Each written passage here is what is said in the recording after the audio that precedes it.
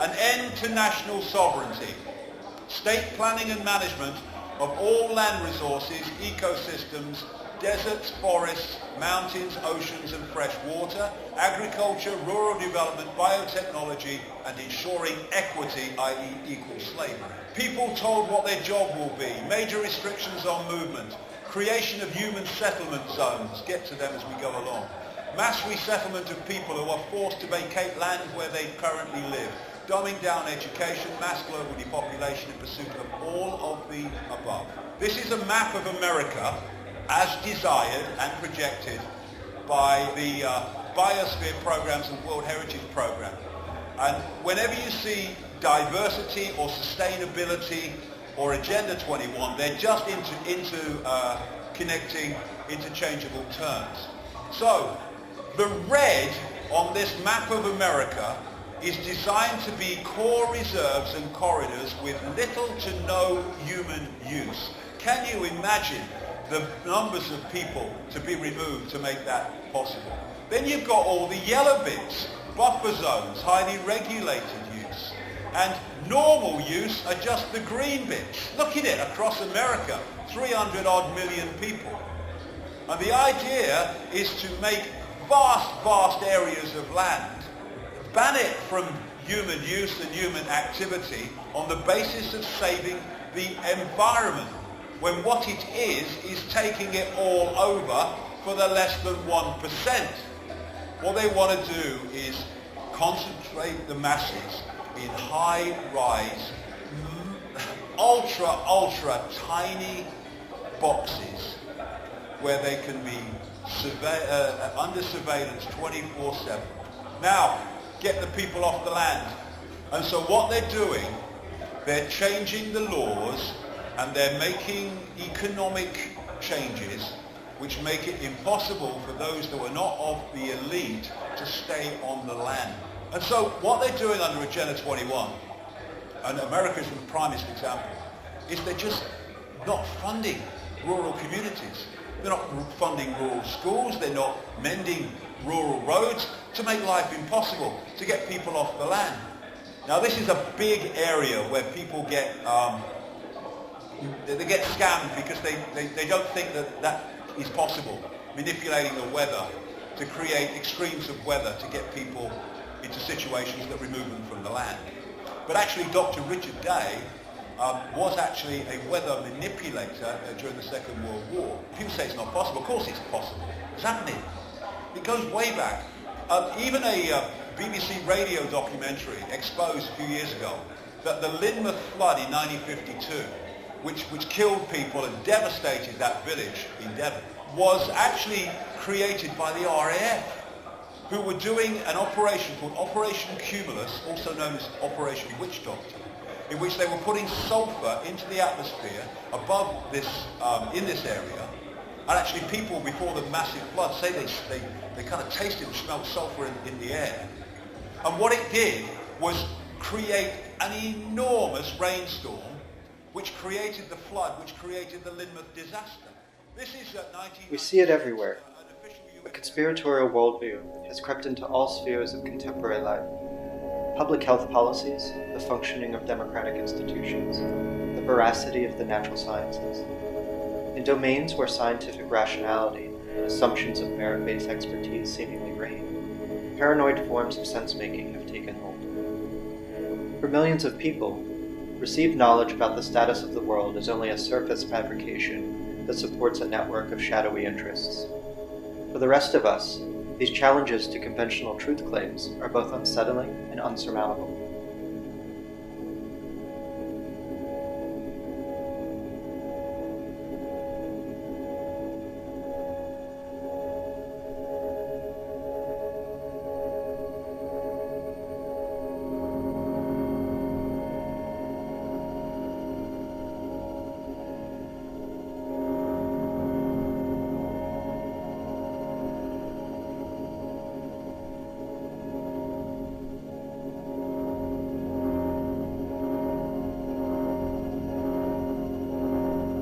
We assume that there is a misguided them versus an enlightened us.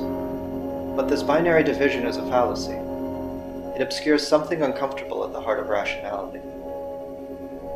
On closer inspection, it is difficult to locate a methodological distinction between the conspiracy theories we find delusional, dangerous, or worse, and the techniques of critical inquiry that reveal real systems of power and exploitation. This is nothing new. As sociologist Martin Parker describes, all modernist meta-narratives were conspiratorial in their framing of the world, as were the postmodern theories that denounced them. And indeed, there is no shortage of writings by Lyotard, Zizek, and others, where a conspiratorial style of reasoning is presented as both a tool of radical inquiry and as a cautionary tale. Be it Marxist critiques of capitalist ideology, post-humanist depictions of actor networks, or even ecological frameworks that insist everything is connected to everything else, theorists of all persuasions have long been engaged in what Paul Ricoeur called a hermeneutics of suspicion. As critique, the perceived actors, their means, and their motivations are described through theoretically informed categories.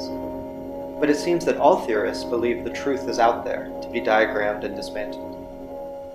Critique is often assumed to be a tool of the left, even a tool of militant research, whereas to construct conspiracy theories is often seen as a delusion of the right. For both demystification and paranoid delusion, Watergate and Pizzagate, X-Keyscore and vaccine microchips, both headed out of the cave and headed down the rabbit hole, the analytical approach is the same. Conspiracy theories, Frederick Jameson reminds us, are just a poor person's cognitive mapping.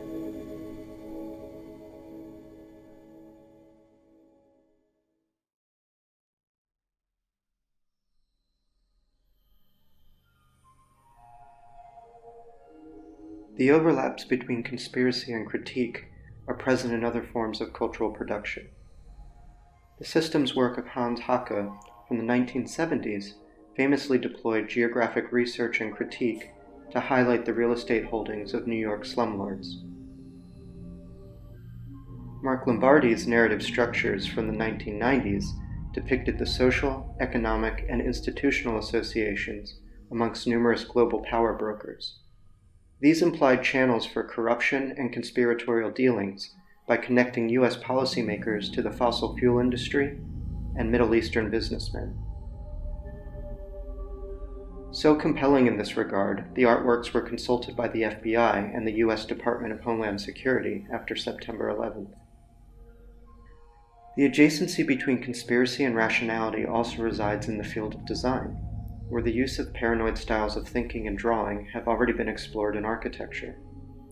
Notably, Salvador Dali's paranoid critical method informed Rem Koolhaas's theory of Manhattanism, where the city provided the evidence of a hidden urban manifesto, created in a conspiratorial fashion by early 20th century architects and urbanists.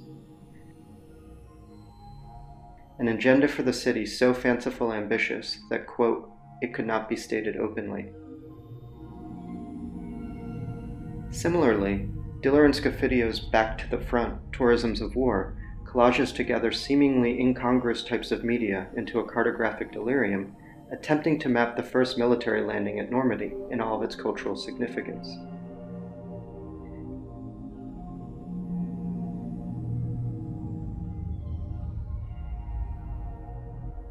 Indeed, the relationship between evidence and spatial event is present in a number of their early studies.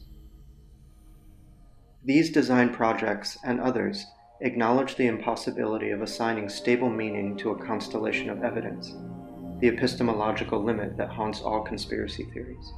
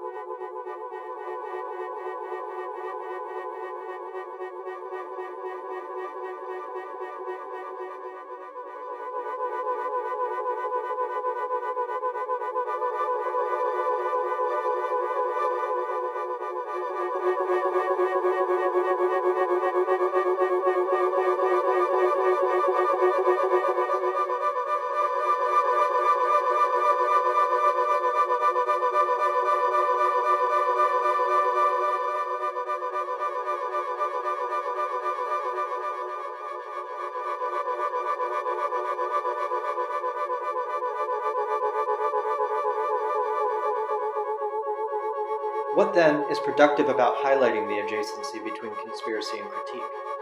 Beyond fostering confusion, or worse, implying false moral equivalences between them. Their overlap is surprisingly useful for imagining new and progressive models of global governance. Despite their anger and suspicion, those who create conspiracy theories express radical imagination for the planet and its possibilities. Conspiracy theorists demonstrate a commitment to the agency of speculative representations that surpass even the most utopian architectural practices. Perhaps even more surprising, they also imagine a leftist political apparatus that deploys agile forms of coordinated action at all scales, from the individual to the planetary. In their delirium for exposing these systems, they exhibit what I call a dark optimism. To them, successful leftist politics are not only possible, they already exist, governing from the shadows. Through the prism of dark optimism, I argue that we may capture what is useful about a conspiratorial style of reasoning, divorced from its potentially dangerous content. This approach can productively inform the imaginal politics of the left, whose mode of critique is similar but somehow not conspiratorial enough to consider new political forms sufficient for effectively relating us to the biosphere.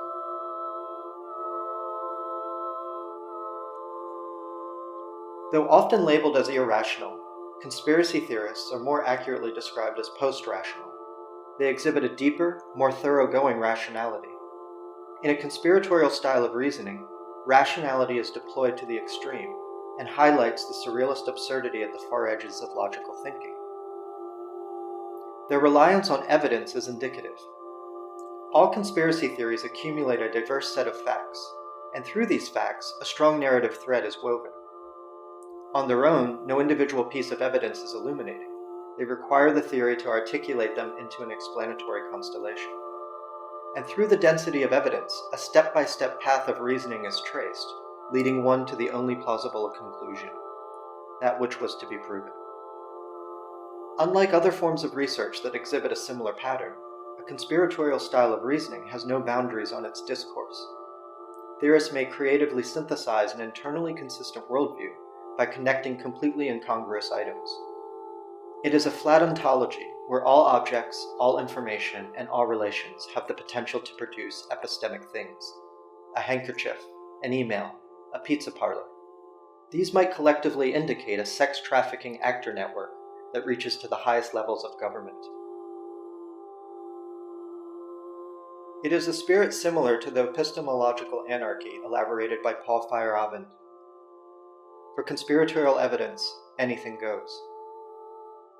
This hyper-rational engagement with evidence demonstrates the adaptive imagination required by a conspiratorial style of reasoning. Conspiracy theories use external contradictions to affirm their internal consistency. No evidence may exist outside of the theory. Unlike other forms of research, facts that seemingly contradict the theory do not discredit it. Instead, they are quickly incorporated within it, even if only to reveal that the producer of false information must now be a conspirator, thus deepening the intrigue. To thrive, then, the theory requires constant adaptation, improvisation, and collective creativity. Its ontological basis is maintained precisely because its nuanced inner mechanisms shift and respond to new facts on the ground. The details of the story change, but the meaning remains the same.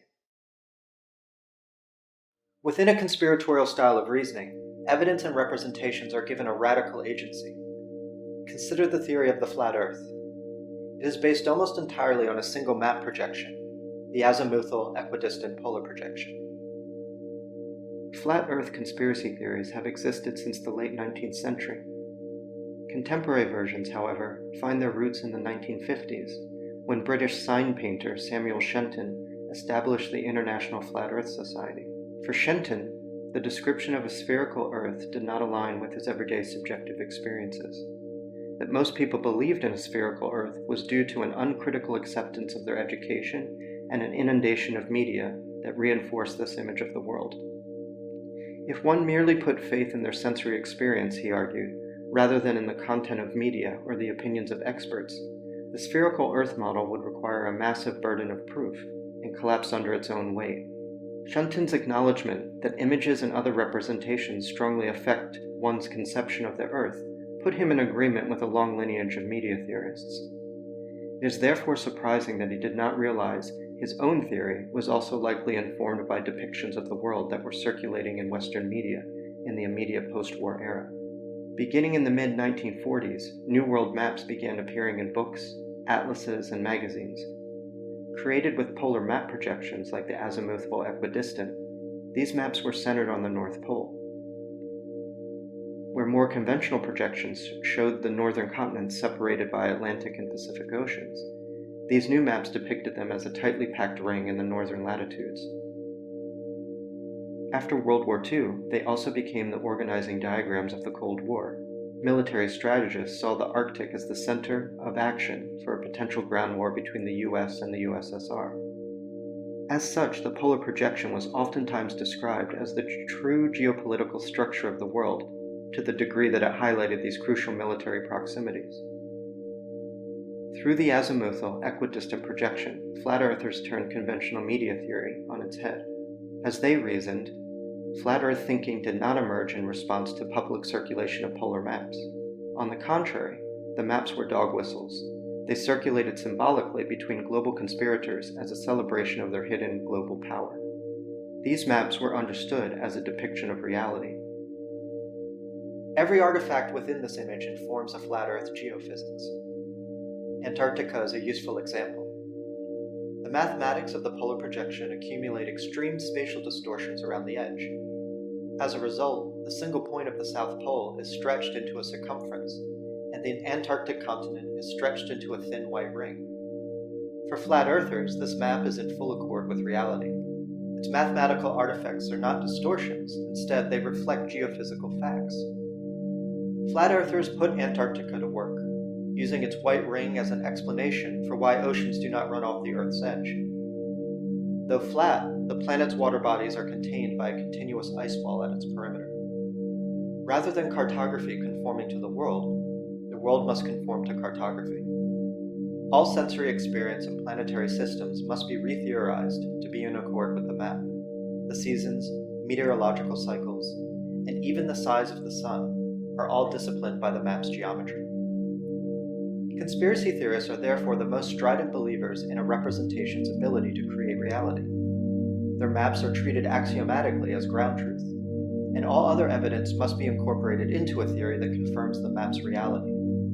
Theorists begin with an affirmative image of the world, and then mobilize, at least nominally, a variety of expertise to make the map true.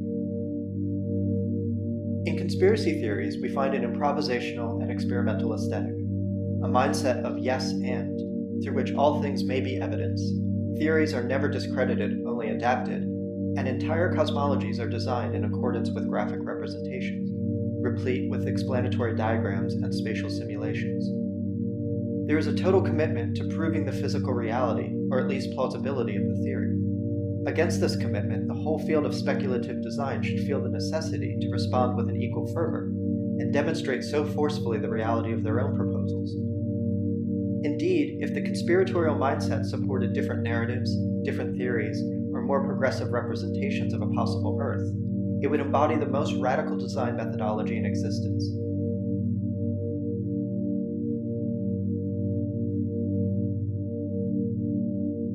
The dark optimism of conspiracy theories is expressed even more strongly in the conspiracies themselves, through which new institutional configurations of global governance are collectively imagined. Linking institutions and businesses like the UN, the World Bank, NASA, Disney, MGM, the US State Department, and hundreds of others, conspiracy theorists build a diagram that suggests how global governance might be constructed. Perhaps surprisingly, the dense networks that result are not pure fantasy. They reveal the leftover traces of early Cold War geopolitics. Strong associations between the US State Department, the CIA, international corporations, and the UN, for instance, were not suspicious at the time of their mutual conception. They were tools for propagating Western liberal democratic ideals in the post-war era. Though now seen as politically and culturally fraught, the ambition was no secret at the time. Despite this history, These associations now appear to conspiracy theorists as a set of hidden connections in a plot for global control. In the face of global crises like a sixth mass extinction, they also highlight paths of possible coordination, if they could only be articulated with new social and environmental ethics.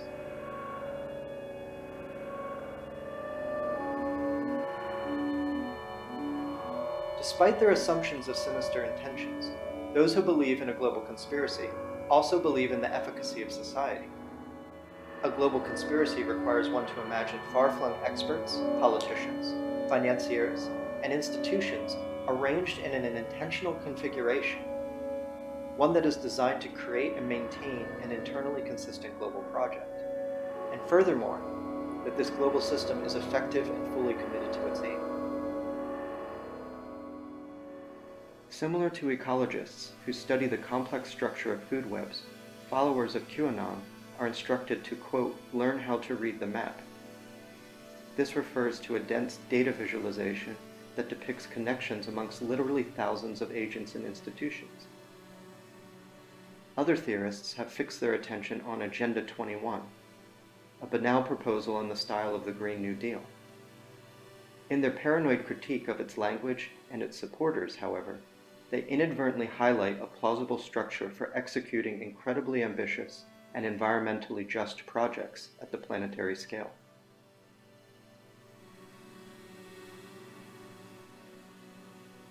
Those of us from a different critical persuasion might currently see the world as governed by an aggregation of incompetence. For the conspiracy theorist, however, there is an efficient bureaucratic machine humming in the background, proving that planetary management is not only possible, but currently operational.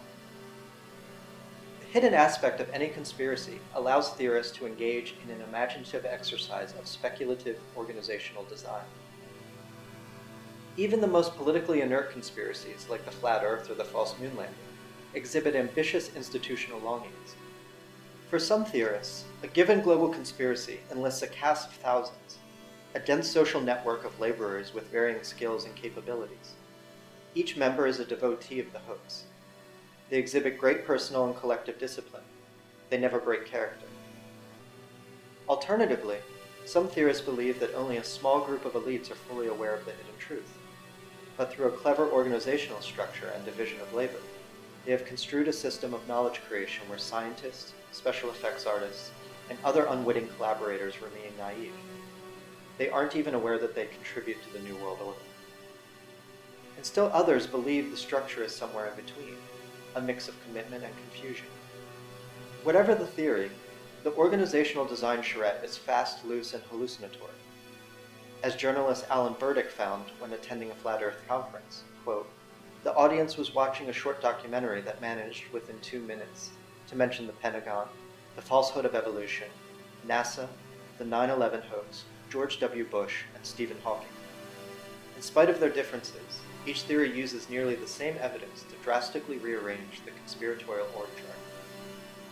Given their relationship to fragmentary evidence, they work through the virtuality of planetary governance, considering its various possible permutations in an attempt to pin down its actuality. Each resultant design is a possible system for planetary management. In the imagination of the Flat Earthers, for instance, conspirators have successfully created a unified image of the world as a sphere, and have implanted it in the mind of nearly 8 billion people. These 8 billion people might even consider the sphere as a collective managerial enterprise, a spaceship Earth. Does the left retain any of this imagination, or faith in institutional configurations? When we are suspicious of conspiratorial claims about coordinated action between academics, technologists, and government agencies, are we not the ones that secretly believe that, in reality, there is no alternative to chaotic neoliberalism? Ironically, it might be the conspiracy theorists on the right that demonstrate a more optimistic imagination for what the left is capable of. Though currently troubling, the tendency towards conspiratorial modes of thought in the population at large might be an opportunity. It demonstrates an increasing comfort with inference, conjecture, and uncertainty, which is the intuition required to live with an unstable global market and with the risks of a climate crisis. It frames the world as a dense and unknowable network, where everything is connected to everything else, which is the mindset required to think deeply about ecology. It also assumes that representations have agency, and that meaning should be made collectively. That is, precisely the sensibility needed to speculate and design within a new epistemic regime. The English word conspiracy is derived from the Latin con, that is, with or together, and spiare, which means to breathe. A conspiracy is therefore the act of breathing together, to imagine new political and social forms that are affirmative for a thriving biosphere. Our fate and our design task are the same: to conspire.